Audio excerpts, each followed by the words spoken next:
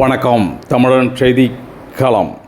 புதுச்சேரி சங்கமித்ரா அரங்கில் திட்டமிட்டபடி பாட்டாளி மக்கள் கட்சியின் மாநில சிறப்பு பொதுக்குழு கூட்டம் நாளை நடைபெறும் என பாட்டாளி மக்கள் கட்சியின் நிறுவனர் டாக்டர் ராமதாஸ் தெரிவித்துள்ளார்.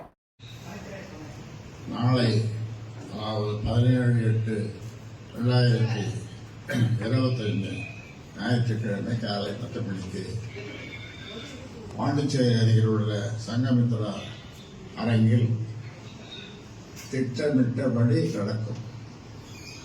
திட்டமிட்டபடி நாளை நடக்கும். இதில் எந்தவித மாற்றமும் இல்லை என்பதை